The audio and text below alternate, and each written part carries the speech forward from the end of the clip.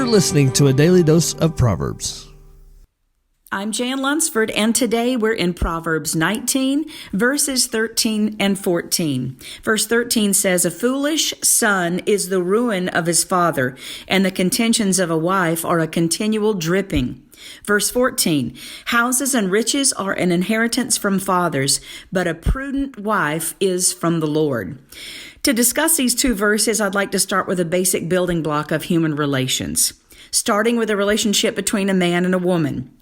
In our search for that perfect person for our life, common sense tells us to look for someone who is compatible. As Christians, we're to seek out God's guidance and ask that His will be done for us. But human nature tells us to push forward on our own.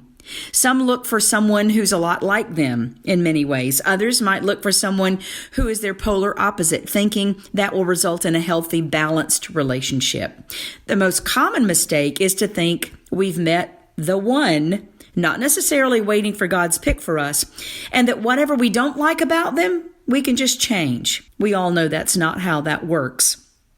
If we're seeking out and walking in God's plan for our lives, whether it's a relationship between husband and wife or the relations between parents and their children, and everyone does their part, we can find a way to make all things work together, even when the road sometimes gets bumpy. Referring to verse 13, wives, do your part. The contentions of a wife are a continual dripping. Dripping in this verse means irritation. In other words, a wife wanting to fuss and argue all the time definitely is going to be an irritation to her husband. There are times in life when wisdom says, refrain, study to be quiet. James 1:19 says, "Wherefore, my beloved brethren, let every man be swift to hear, slow to speak, slow to wrath."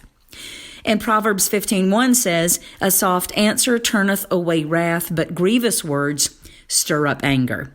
Let's move on to sons and daughters. You have to do your part. Also in verse 13, a foolish son or daughter is the ruin of their father. Ephesians 6:1, "Children, obey your parents in the Lord, for this is right."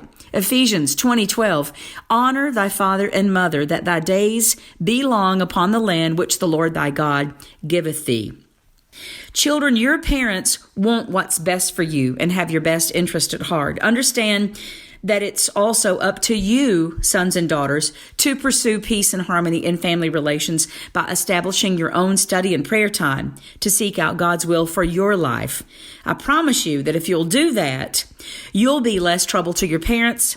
In turn, there'll be less trouble for you.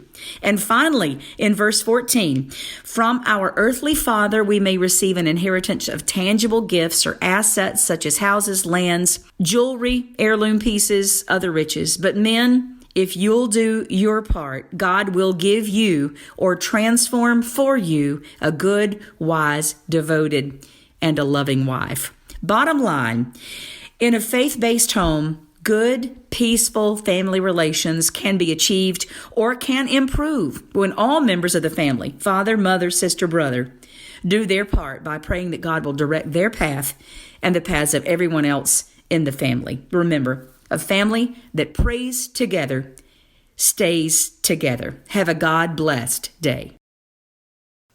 Thank you for listening.